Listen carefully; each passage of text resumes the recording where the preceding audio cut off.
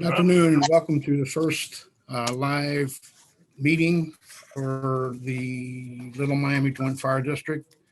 Mrs. Caminero, would you please give the roll call, trustees? I'm first going to read a communication appointing new board members before the roll is taken. That letter is dated April 10th and it is from Columbia Township. Dear Mayor Shelton, Trustee Chris Kritikos and Administrator Melissa Taylor will serve on the Little Miami Joint Fire District Board effective April 1st, 2020. And then there's contact information provided for each, but those appointments have been made by the township. Okay. So for the roll call, we have Mr. Hirth. Mr. Hirth? Here. Mr. Hudson? Yes. Mr. Kritikos? Present. Mr. Marks? Here. Mr. Shelton? Here. And Ms. Taylor? Here. We've lost Melissa Taylor's image for some reason. Oh, there you are. Okay. And with that being said, first order of business is to approval of the minutes. Excuse me. From the two previous meetings, the one meeting in February of 2020. Everybody should have received a copy of it. Is there any questions or deletions? For the minutes from February? Yes. The only thing I'd like to ask is that in there, there was a motion made that we were going to have the fiscal officers from each member of the district be on a committee to look at finances. And I believe that someone said that was going to need to be changed. So that was a motion approved by the board. So are we changing that, or what are we doing there? At this time right now, we have put that on hold. Okay. Is there any other questions? Nope. All good. Okay. Do we have a motion to approve the minutes from the February 19th, 2020 trustees meeting? Motion to approve. Do I have a second on that? Mr. Marks seconding. Okay. Thank you. Why don't we do roll call since we can't really on that? All right, Mr. Hirth, Yes. Mr. Hudson, Yes. Mr. Kritikos, Yes. Mr. Marks, Yes. Mr. Shelton, Yes. Ms. Taylor. Abstaining, I wasn't at that meeting. Oh. Okay. The minutes from the February trustees meeting has been approved. Since we didn't have any minutes from we didn't even have a meeting in our March due to the virus, we'll go ahead and move on to communications. And I believe Ms. Kimmer's already read the one communication. Is there any other communications? None, no. Yeah, why don't we go on to the clerk's report, and we'll do both, starting with the February. Okay, in February, the only receipts that the district received at that time were from EMS collections.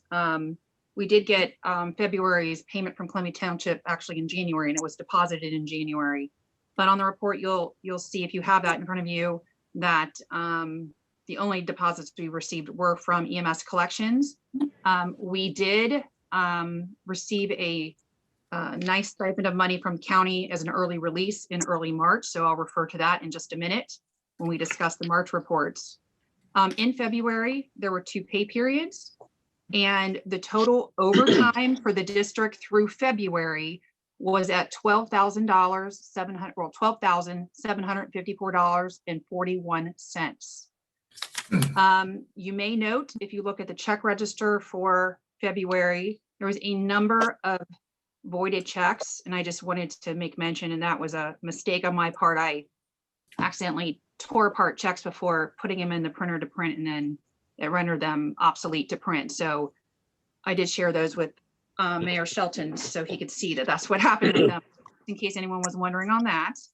Our cash balance at the end of February was $254,644.84. The general fund itself was very low at the end of February, only a little over $14,000.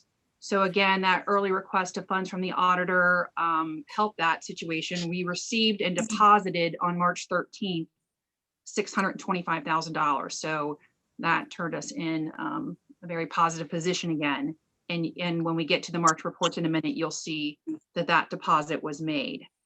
If you look at the expenses, please ask us any particular questions. There are a few things that are paid on an annual basis or for the entire year. So some of those year-to-date expenditures are high or higher because it represents a whole year. There is one line item, I know workers' comp in particular, we'll have to keep an eye on that. We did have a true-up payment this year based on the amount of payroll we spent in 2019. We had to spend another $4,500 that was not part of our normal monthly budget for workers' comp because of the amount of payroll we had in 2019. So we had to do a report and do a true-up payment to cover that amount in January of this year. So that one may be running close this year, be a little bit more than what's appropriated. So again, we'll keep an eye on that one. But if there's any other questions about any other particular funds or any of the things in the February check register, please ask. Okay. With that being said, we've heard the financial report for our clerk's report for 2020, February 2020. Do we have any questions on it? This time, I had a motion to approve the mayor's or the clerk's report for February 2020. Motion to approve. I'll second. Or whoever. Roll call, Mrs. Kemner.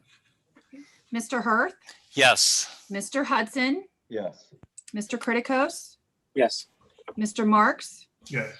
Mr. Shelton, Yes. Ms. Taylor. Abstain.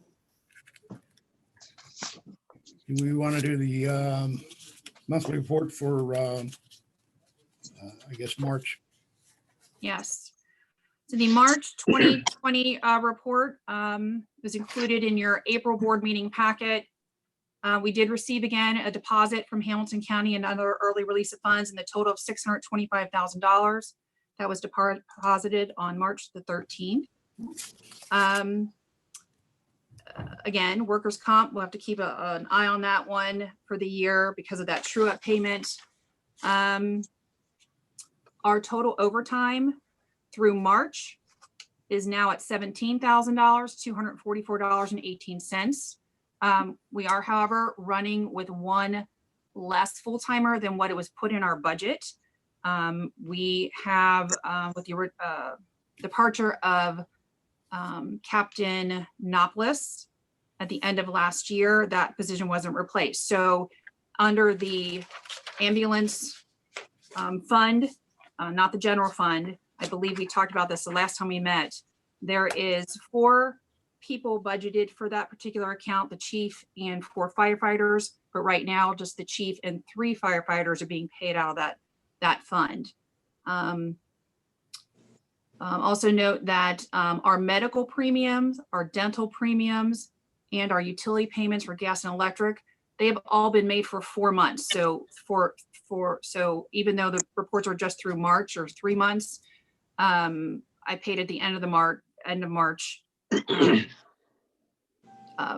invoices for those already. So we've got 4 months worth of bills in 3 months. There were some bills at the end of December because of our carryover and not being sure that I didn't pay till early January. Mhm. So again, those represent 4 months, and you'll see some of those year-to-date expenditures are skewing a little higher than 25% or what would be 3 months worth or a quarter's worth.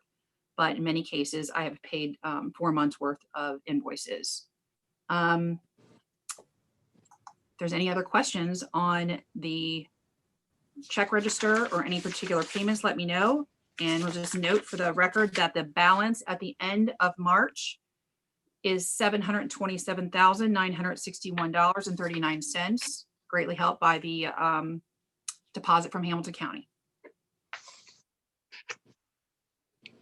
Okay. Do we have any questions on the March clerk's report? I have one. I have What's one. Of the, looking only at fire and not at EMS, we have 36 funds. 14 of them, which is 40%, are over the 25% for the first quarter. So you were just talking about workers' comp and some of the other expenses that you pay at the beginning of the month or at the beginning of the year, so that those would skew. Of the 14 that are over 25%, are the majority of, do the majority of those fall in that category? Well, for instance, clerk salary does not, any of the salaries don't, although that represents 7 pay periods. We'll have 27 pay periods in 2020. It's so there's not just been 2 pay periods a month in January. We had 3 pay periods. Leap year. The insurance, vehicle liability, certainly that's an annual payment. We'll maybe get some bond renewals for that for a couple $100, but we may be done for the year for that one. Dues, fees, and subscriptions is another one that runs high early in the year because a lot of the annual memberships come up at the beginning of the year.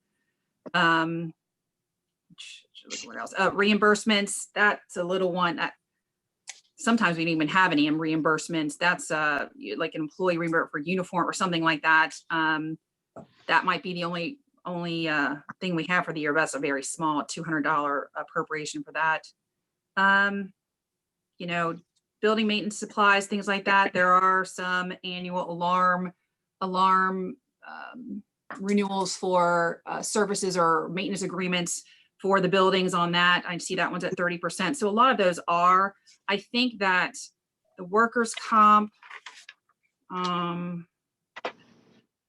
medical, again, but that's 4 months worth, even though this is only a 3-month report. So right now, I'd say most of them are skewing higher because either they're an annual expense and a lot paid up at the first quarter of the year, or it's because we have more than 3 months of bills represented here. Thank you. Would you say the same for computer expenses, Jenny? Computer expense is one. So ESO Solutions is a software, and correct me if I'm wrong, Chief or Assistant Chief, I think it might be a firehouse type software, something like that, that we pay an annual subscription to use. I actually split that in half. So $2,700 was posted to capital outlay and $2,700 to computer. I didn't want to put it all in computer expense. Certainly that could be adjusted if there seems to be a more appropriate fund that the chief thinks it should go in, but that is an annual expense. So we should not have that kind of bill, for the remainder of the year. So yes, that out of that total cost, $2,700 of it was a one-time subscription fee. Okay. Any other questions? At this time, I need a motion to approve the clerk's report for March. Do we have a motion? Motion to approve. Have a second?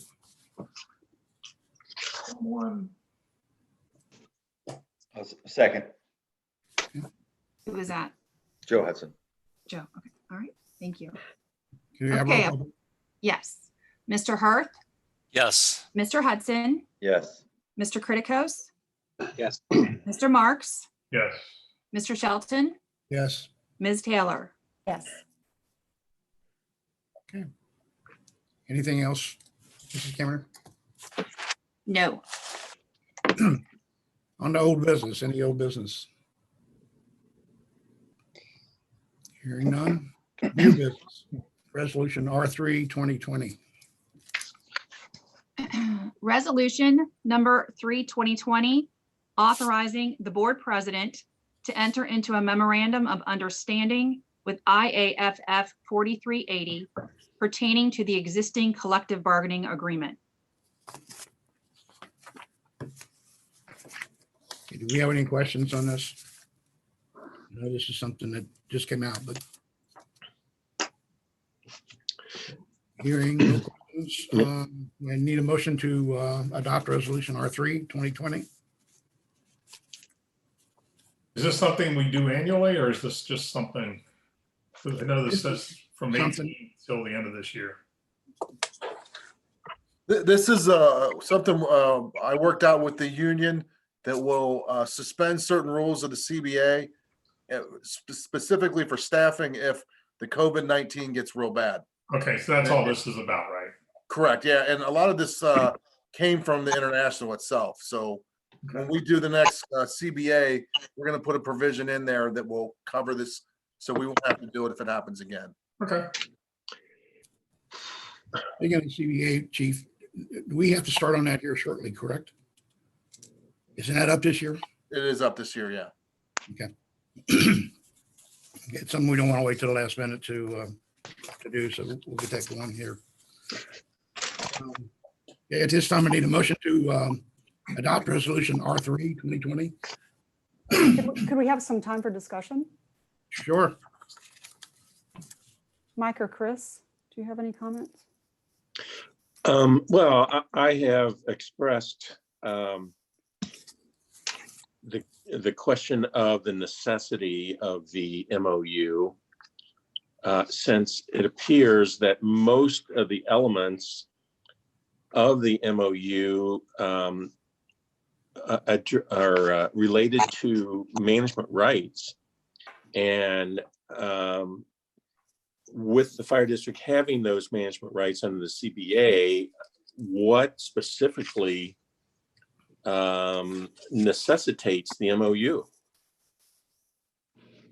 Well, the one issue is the carryover of personal time. If they're not able to use it, the way the SOG and the CBA right now state that they have to, if they don't use their personal time, they lose it. So Okay. if they can't use it because of staffing issues, because of this COVID-19, then it's a one-time carryover into next year. The other, the contract also states how many full-time union firefighters have to be on duty each day. And we could have a situation where most of them are sick or in quarantine, and there's no way to fulfill that part of the contract. Okay. Have we given any, has there been any discussion about the financial impact of what that might create for next year and or this year? Well, the majority of these expenses that we incur on our end due to staffing, especially with people in quarantine, will very high likelihood we're going to be reimbursed for it through FEMA or, well, it's probably going to be through FEMA. These are just things that we need to staff. Okay, so if FEMA does reimburse us, how do we keep track? Have there been any guidelines established on how we would be reimbursed for that and what the time frame would be? I've been a part of FEMA reimbursements in the past when the hurricane came through. So we started tracking everything that we've spent because of the coronavirus, and we're tracking in our scheduling software all the overtime and anything that has to do with staffing due to the coronavirus. For example, if we have a guy from another station who's quarantined and he calls off sick, and that creates overtime for us, that's being tracked. Okay, so do you have any idea that the lag time between we submit a request for payment, or do we know? First of all, I guess I'm looking at this from the financial perspective of yes, will incur unusual circumstances due to the COVID-19, but we obviously have to pay the individuals up front to be later reimbursed by FEMA, correct? Correct. Okay, so is FEMA going to ask you to submit all this at the end? Or, you know, and what time? I have frame no is- idea I have no idea what FEMA's gonna do. I don't think Okay, FEMA knows what they're gonna do right now, because So how would the district pay everybody if this is prolonged or protracted, and you know we know our financial situation? Are we going to be able to do this? I mean, where would we get the money to pay them if we run out of money? Pay who? The The employees? firefighters, the employees. Well, I don't think this really is gonna add a significant financial burden. Like I said, this allows us that if we have all of our full-time staff quarantined, with the current CBA saying how many full-time firefighters that we have to have on duty, this gives us the flexibility to say, okay, the union understands that there's no way we can meet that part of the CBA, and they understand it, and it's due to this national emergency. And we would staff with part-timers at that point. Right, but we continue to pay the full-timers. Well, they would have sick time, correct?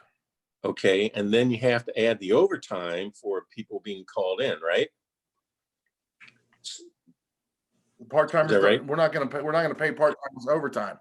This is saying that the majority of our full-time staff is not Right. able to work. A replacement cost. Don't forget, you know, maybe a bad choice of words, but replacement cost. So I guess I'm just trying to figure out what's the financial impact of this in the immediate term, and then in the longer term, because we don't know when FEMA is going to repay us, and whether it's going to be at 100% rate. Correct. 75. Yeah, that was my question with FEMA. Do they do a full reimbursement, or is it a percentage, or what's that look like? The last time we did it was full, but again, this was a regional event. This is unprecedented. We don't know. I'm just trying to keep both stations up and running. Yeah, I understand. But at the same time, you know, the guys that are working are going to want to be paid. They need to have an income as well. And I'm just concerned about whether we'll have the money to do all that until we get reimbursed by FEMA.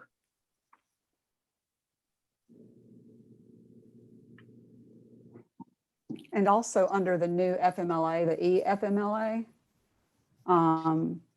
correct me if I'm wrong, Chief, but I thought that you said that if they have to be off, that they could use leave. The new EFMLA requires that employers pay for, under conditions of infection or caring for someone with an infection or caring for children due to daycare or school cancellations, that the employer pays 2/3 of the amount up to a cap. So there will be some costs associated with that per staff member. Yeah, and that's what our HR told us, but then I'm hearing conflicting things that it doesn't apply to the fire service. And I don't know if that's accurate or not. And I can't get a straight answer on that either. I'm still working on that. So my understanding is all municipalities or employers, however you want to state it, have to give all full-time employees at least 80 hours of COVID time if they declare a COVID emergency, whether it's personal health or caring for a family member, or if they're quarantined. After that, that uses up 2 weeks of a prescribed FMLA status. Then for the following 10 weeks, if they need to be off, we go into a status where we pay them at 2/3 of their salary. So there's an additional 80 hours per employee that we have to plan into the budget. And then in addition to the people working, if we have people who go into that, the rest of that 10-week period, we have to plan for 2/3 of their salary coming out of the budget. At least that's how we've done that here. Well, again, it would be nice to have some scenario laid out as to what the impact might be, worst case, best case, that type of thing, because well, I know we got $700,000 currently, that's not going to last long.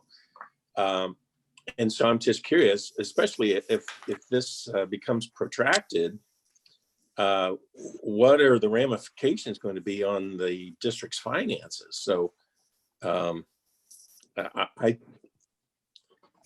kind of at a loss to understand, there's a lack of clarity as to how this is going to impact the district.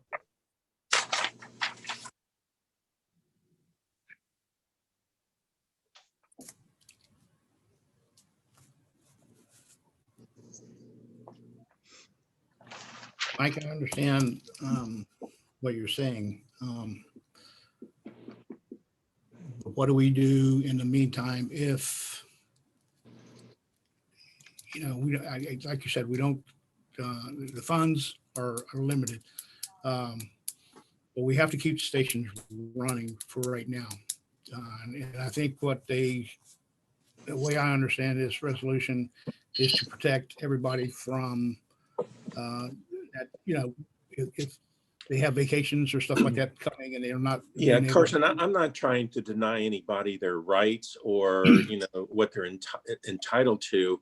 My only question is, how do we pay this going forward, especially if it's prolonged? And if we run out of cash, how are we going to pay the guys? It's good questions. I mean, it's something that I don't know where Well, we it go. sounds like there needs to be more discussion or more thought given to it, and maybe lay out some scenarios or best case scenarios, something to give us an idea. So isn't it true that this district needs to continue providing services no matter what happens with the COVID virus or whatever? So I believe what the chief is trying to do is to give the flexibility to allow negotiation with the union to back off maybe on some of the benefits. The whole funding issue dovetails into our previous discussions about having a correct and accurate accounting of the finances of the district. So we're back to square one again. This is nothing new than the problem we had the last time we met personally. Just now we have more money we're going to have to dole out potentially. Right. Alan, do you have any input on this?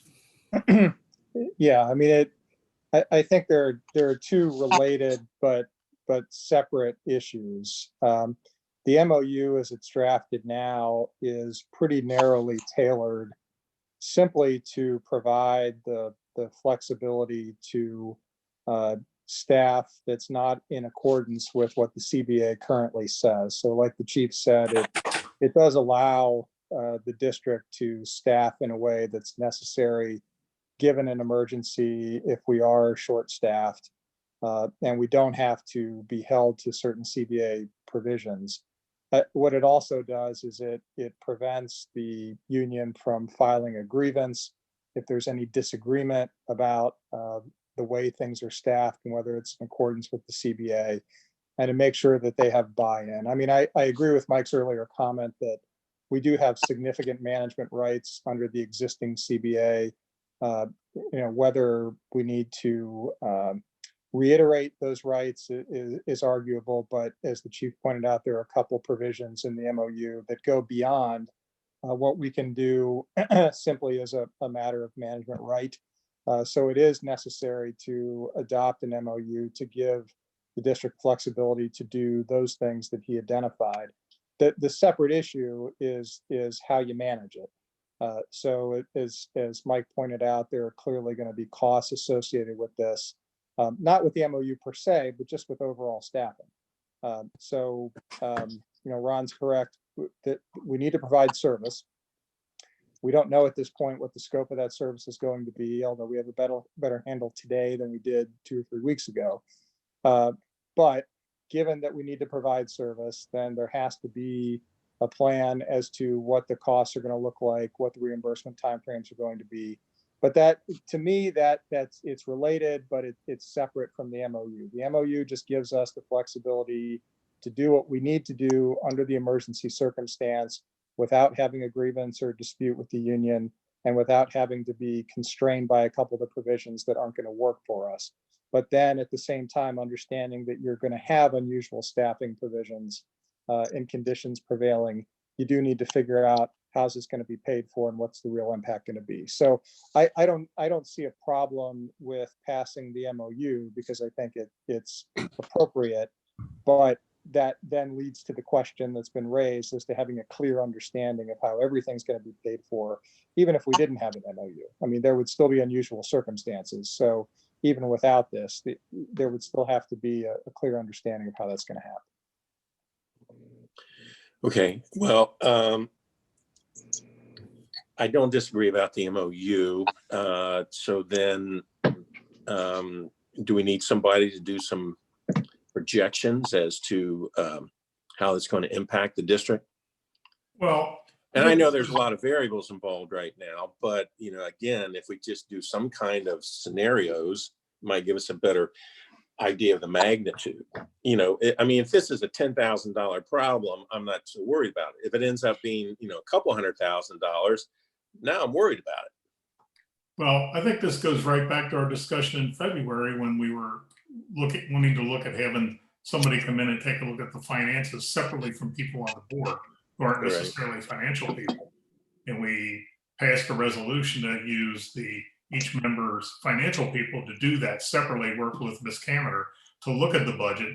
We didn't know this was coming, obviously, back in February, but this would certainly tie into that group.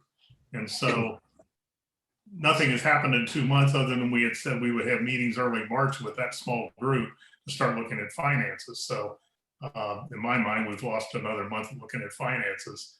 Obviously, we didn't have a meeting, so I'm not blaming anything or anybody. We're all in uncharted territory here, but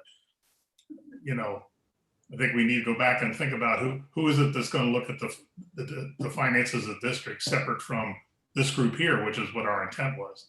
So that still needs to be done, as we've been talking about for a long time. And I thought we had at least a partial resolution in February, but now been told that's on hold. So we'll just we need to get through this MOU discussion first, and I think we still need to talk about the financial piece. Yeah, okay. Yeah. That's my thought. Thank you, Lou. Yeah. Any more discussion on this? I actually want to just share a couple of thoughts. First of all, I want to apologize that I don't know many of you. I've not met all of you, and I'm sorry that we're facing difficult conversations during this time and doing it by video. I would prefer to have had multi-year deep relationships with all of you. I think that this would make everything go more easily. I do appreciate what the chief and assistant chief are dealing with. I know that many of us do because we have staff, we run an agency, and we know the stresses among our employees, and we have internal pressures and we have external pressures. I'm not clear on how we separate an MOU that gives complete freedom to the fire district to make staffing decisions when we don't know how we're going to pay for it. I don't see, and I'm open to Alan, maybe more conversation about that. And I realize that we aren't going to potentially answer all these questions today, but as the chief said, this is unprecedented. Those of us who've been through FEMA experiences before in our other respective communities have had different experiences. I've had experiences where FEMA, in my experience, FEMA does not accept requests for reimbursement until the declared emergency final date has expired. Then they open for reimbursement, and then it typically takes up to half a year or more for the reimbursements to come. So I think that we should consider that, as well as there have been emergencies that I've been involved in, perhaps not the chief, where the expenses are not paid at 100% and all the expenses are not paid. There are times when most of the expenses are not paid, and not because you're not following their rules, but because they change the rules after the event or during the event. I mean, that generally has been my experience in my 35-year career. So I have concerns about what we might do to cover this. I don't want to make the assumption that FEMA will cover this and will cover it at 100% and will cover it quickly. I'm not certain. I agree with Mike that it would be helpful to have an estimate. Are we spending a lot of time on the call today when it might be 10 or 20 grand, or it might be several hundred grand? And Chief, you may not be able to tell us that because you don't know, because none of us know where this is going. Do we need to have some type of a contingency plan of where the risk falls if we run out of money? If we're using, just roughly by my estimates, 200 grand a month, and we go into a situation where we have all these expenses plus more, how quickly we get to zero? What's our contingency plan going to be? Who is bearing the risk? Is the risk going to be shared? The overage going to be shared by the members at the same share percent that we have in the current contract? What's that look like? And my only other concern about the MOU is that, and Alan, you can guide me on this, I have never seen an MOU where both parties have to mutually agree to get out of it. Generally, there's a provision that a party can provide notice that they want to terminate the MOU.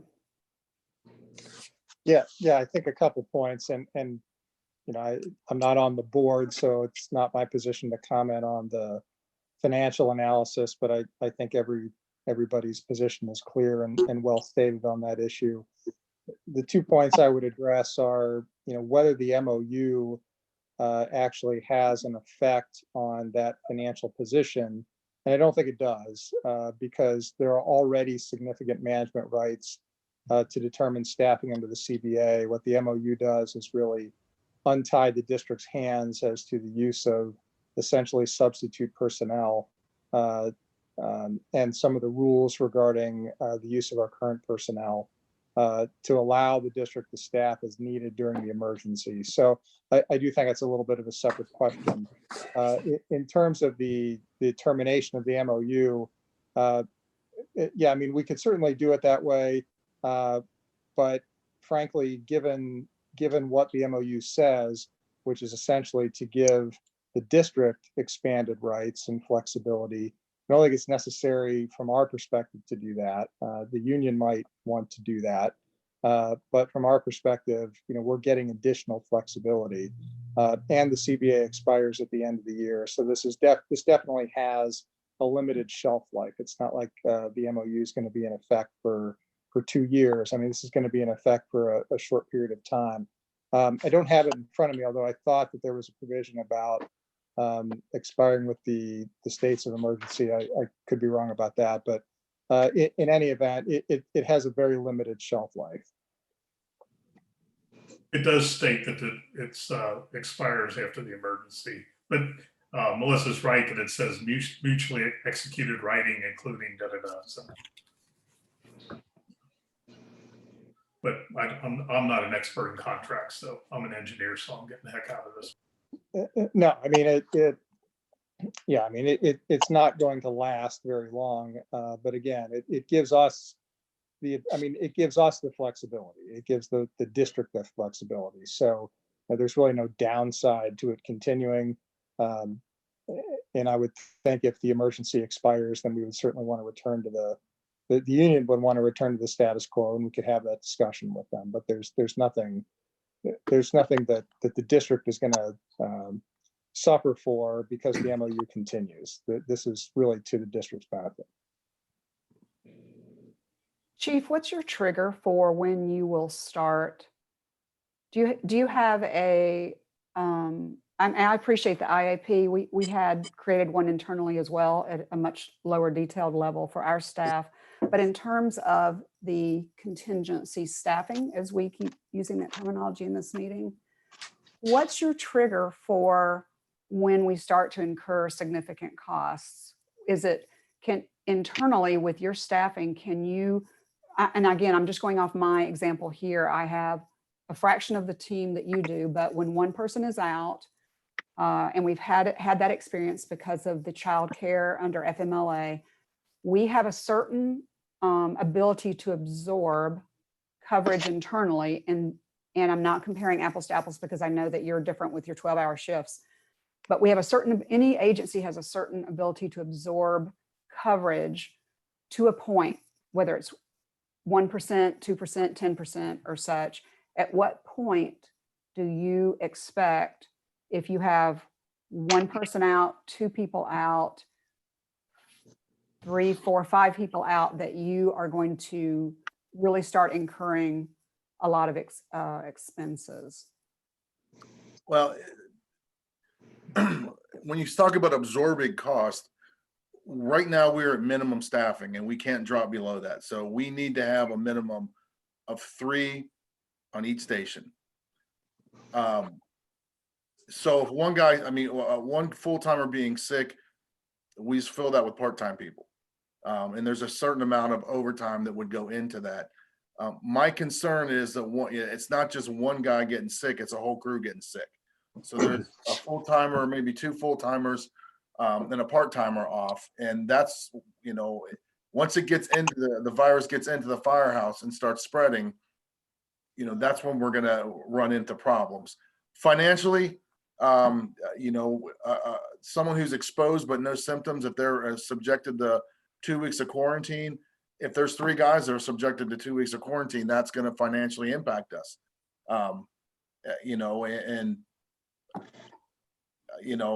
Right now we're in good shape. The guys, we've been exposed we have multiple positive COVID-19 patients that we've treated, but everyone's wore their PPE and we don't have an issue right now. But that's, someone could pick this up going to the grocery store. I don't know if I have a number right off the top of my head about how many guys it will take before this creates a financial hardship for us.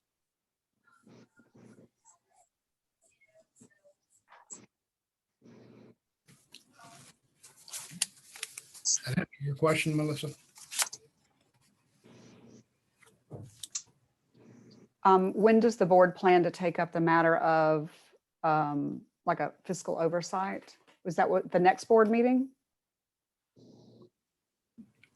That was going to be a separate committee completely. I'm assuming that's what you're talking about. Before we talk about. It would be certain members of the, either certain members of the board or, as we talked about earlier, financial people from each community getting together to sit down and to discuss this. So that is something we need to set up, yes. Yeah. But again, we had agreed that was going to be set up starting early March. All this happened. So is there a reason we can't get that set up in the next few weeks since we've already voted on that and agreed to it? Well, at the time when that was first set up, we canceled all meetings because of the virus. I understand. And we just now have got this virtual meeting set up. So there's something we can set up. Yeah, we could get together and try to get something set up. So Mayor Shelton, at the last ad hoc meeting that we had, whenever that was, there was pushback from board members about even doing that analysis using the manpower from the 3 communities. I believe Melissa had indicated that she had issues with her person being available because of transportation and experience. I don't recall if Fairfax had any specific issues, and I apologize for that. Gulf Manor has somebody ready to go. So my understanding from that meeting was we were not going to do this. So are we changing course on that? I think or do we need to revote? I think the way things are right now and the way with Mr. Lemon's questions and stuff like that, I mean, if it's, I guess we need to decide if we want to have the fiscal people that we had talked about originally doing this, or if we wanted to sit down with a member from each community, whoever Fleming Township would like to put in, and we would put in, and you would put in, to sit down and go over some things. We could do that again if we need to. Yeah, I didn't say that our person was not available. It was in reference to the proposal before I was involved, that it be only the fiscal officers. And Mike and I discussed that our fiscal officer would not be ideal for that role. So it's not that we don't have somebody available. It's that whatever the conversation around it needed to be the fiscal officers does not work for Columbia Township, but we're happy to put someone into the pot. Okay. So, Okay, thanks for the clarification. all right, so just a kind of a point of order, we have this MOU and now we're talking about this committee. So do we want to, are those two separate discussions? I think the MOU is one piece. We either need to do that or not. And I think in this meeting, we need to decide if we're moving forward with a financial group to discuss things. I think it gives those of us to at least know that we have some type of general consensus on this call, that we're going to reconvene that piece of it. It gives us greater comfort to support the MOU today. So I still think that it's relevant. Okay. So did I understand, Mayor Shelton, we will reconvene the committee within a couple of weeks to take up again how we might help assure that the fire district is in strong financial position. Why don't I get together with each community to find out, first off, who we're going to put on these from each community, and try to get something set up for, let's say, no later than the 29th, which would be the last Wednesday of this month. Try to have some kind of meeting set up to go with this. I agree with that. If I might interject, at that meeting, we had talked about, the situation with fiscal officers, but I think we kind of concluded that perhaps the experience of the fiscal officers may not be ideal for lack of understanding and operations of a fire department. But there was a lot of discussion about the possibility of having everybody write down their ideas and suggestions on how to address some of the financial issues. And then also the possibility of some kind of a part-time administrator that could wrestle with all these things instead of waiting in between meetings and, lack of communication, all the different things that happen, where an administrator, could be reporting regularly and addressing the issues on a daily basis if need be. Yeah, we had discussed that, and I made a suggestion then on who I would like to see for right now run this meeting, and be the, if you want to call it the administrator over the meeting, and have each community put in a person to discuss this. And my decision, suggestion was for Mr. Lemon to be the administrator, to run over, to be the overseer of it. If that's still an option, or we can discuss this when I talk to each community to find out who they would like to serve on this committee. Mike, would that be something that you would be interested in if we were to go that route?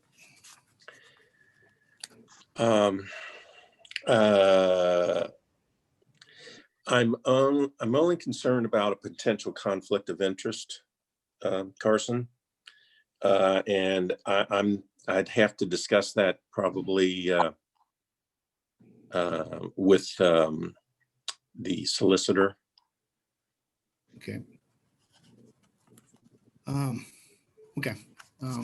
Why don't we work on that and try to get something set up, and we can decide at the meeting that we have like I said, I'll give you dates and we'll set a meeting up before the 29th and we can come up with the person that's going to be in charge of each community for this meeting and maybe at that meeting discuss the possibility of finding an administrator to help with this. But I do think back in February, we discussed that possibility of having a consultant, and we all agreed that we didn't have the money to pay for that at this point. Correct. Certainly the circumstances can take a big dive south with this COVID-19. So I think that was the impetus for agreeing to people that were already existing inside the three. That was a big concern that we had. Anyway, so if you can work that out in the next couple of weeks, that'd be good. And if that could be communicated to everybody on the board, I think that would be good. Why don't I'll get with Melissa and I'll get with Ron. Yep. And we'll come up with something and we'll put out a notice to everybody to let them know when this is set up. Okay. I'm good with that. Everybody else okay with it? Okay. All right. So do we want to go ahead and go with the resolution? Do we want to have a motion to adopt the resolution R3? Motion to adopt resolution number 3-2020. Have a second? I will second that. Roll call, Mrs. King. Mr. Hurth, Yes. Mr. Hudson, Yes. Mr. Criticos, Yes. Mr. Marks, Yes. Mr. Shelton, Yes. Ms. Taylor. Yes. Perfect. Resolution R3 2020 has been adopted. Okay. On to the fire chief's report, I believe.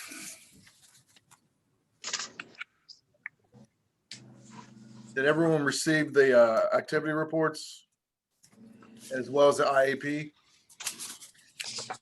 Yes. I did, yes. Are there any questions on either one of those? What's your comment on the run rate? Everyone is really slow right now throughout the entire county, actually throughout the entire region. I mean, we're having days where one or both the stations don't make a single run. Wow. So Yeah. people are obviously abiding by the stay at home. Yeah, if you look at this quarterly number, you're at 424 runs, and we normally are like 2,000 to 2,200 runs a year. So we are definitely on the low side right now. So, Very low. yeah. Chief, have we had anybody with any concerns as far as the virus goes right now or anything like that? Oh, yeah, we've had multiple confirmed cases throughout the district, and both in Gulf Manor, Columbia Township, and Fairfax. The majority of the cases have been in Columbia Township. All of our personnel have worn their PPE, so we have not had an exposure problem ourselves. What's happening is the Hamilton County Health Department is notifying the comm center when they have a positive, and the comm center is putting that. No, number one, their comm center is emailing me with updates, and they put it in the premise history. So if we're dispatched back to that residence, that they're telling us wear your proper PPE, and that's so we all know that it's a confirmed case. When the hospitals are also through the EMS coordinators notifying us when they have a confirmed case, if we bring the patient to them. I heard a rumor through the grapevine and it just, like I say, I don't know if it's true or not, but it was a concern. If some of your departments were to put a ban on their full-time employees working for other departments right now, how would that affect us if that were to happen? I think it's one person. One person? Okay. And Chief, regarding the PPE, I think you told me a week or so ago that the firefighter left the end of December. and it's connected to the government, was going to acquire some additional PPE for you guys. Did it come through or? Yeah, that's next on my list. On Friday, we received 1,000 N95 masks. And Brian Nopolis donated those to us. They didn't cost us a dime. We are going to give some of those. We offered them the Fairfax PD. They said they had enough. We dropped some off at the township or Columbia Township Sheriff's Office on Silverton, and we donated some to Gulf Manor PD. So as far as masks go, we're in good shape. We're not having to reuse them like we were doing before. The masks that we just got, were those one-time use masks? Correct. Well, they're all one-time use masks, but we were having to use them again because our stock was so low. So the initial outbreak of this thing, guys were being assigned masks and they put their name on them and they wore them multiple times. Okay. At both stations, we're using HVLP paint guns and air compressors to atomize disinfectant so we can disinfect the back of the ambulances, any equipment, vehicles in the entire station. And so that's being done once a day in the morning, and then after, like in the gyms, after they're being used, they're getting disinfected right away.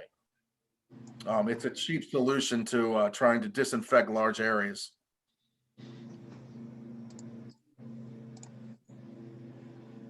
Perfect. That sounds good. Good plan. We're also currently, and despite all this, we're still working on healthcare. With Haran, we're filling out the paperwork, and we're also having Pillar, who does our property and liability insurance. They want to take a crack at it, so we're having them put a bid in as well for health insurance. So that's in process. We should know by the end of the week how many full-time personnel we're going to lose to St. Bernard. I've been told Friday is the day they're going to announce. So they are going to announce this week, you said? That's what I'm being told. I can't, I'm not sure what they're going to do, but Just for clarification, am I right under the understanding that there's a possibility of 2 to 3 that we would lose? 2 to 3 full-timers and 1 part-timer. And we have those already, people to replace those if we were to lose those. We have a list that we established last year. And that's with the last meeting, when I asked for permission to hire, as soon as I find out where they're leaving, is to start the process of hiring these guys, because we got to get a pension physical. We hire them basically as long as they pass their physical. So that's got to get done right away. Not mentioning You names, do another but round of interviews too, like pronto, right? I'm sorry, Lou? We'll probably need to do another round of interviews because the top 3 were good candidates. The bottom 3 needed some additional schooling and things. Or what's your position on additional? Yeah, one of the bottom, like the one in the bottom 3 is not a paramedic yet. And she's in school, but the schools are all on hold as well. So we would have to look at that. And we're probably going to have a test for lieutenant. So what are if we were to lose, what are the ranks of these full-timers? captain, lieutenant, and firefighter. And I believe we said before that 1 lieutenant would have to be replaced, but nobody else as far Correct. We have to replace 1 lieutenant. Okay. So then that would take us down the captains. I mean, so that would be a firefighter paramedic replacing a captain then, correct? Correct.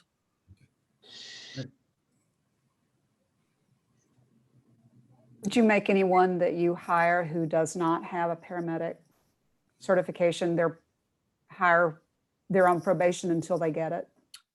Well, when we did the test, it was for an eligibility list. They had to be a paramedic by the time that they were appointed.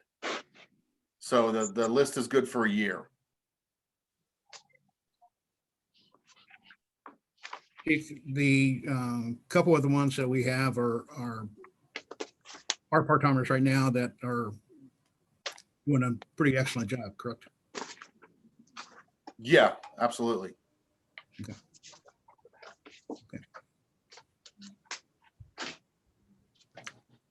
Anybody have any more questions for the chief? Do we have any board of trustee discussions? Okay. No audience participation, so this time. Just, if I may, maybe out of curiosity more than anything, but in terms of the PPE, how's that disposed of after a run? Biohazard bags. Okay, all right. Thanks. Any other discussion? No, Any so we'll be comment? hearing something in the next 2 weeks. Yes, sir. I'll get with each community probably tomorrow, maybe even later on today, and see what we can get set up. And go from there. Okay, thanks for doing that. Any other questions? Any other discussions? Okay, we're open for adjournment. Have a motion to adjourn? Motion. Second? Second. All in favor, signify by saying aye, or we can do a roll call, Jen, if you would, please. Sure. Mr. Hirth, Yes. Mr. Hudson, Yes. Mr. Criticos. He dropped off his phone, Okay. died. Okay. Mr. Marks, Yes. Mr. Shelton, Yes, Ms. Taylor. Yes, thank you, everyone. thanks. We are Thank you, adjourned. Chief. Jenny, thanks for setting this up. I really appreciate it. Oh, no problem. Melissa helped with the ICRC connection and Yeah. glad Thank everyone you. got the email. So thank you all.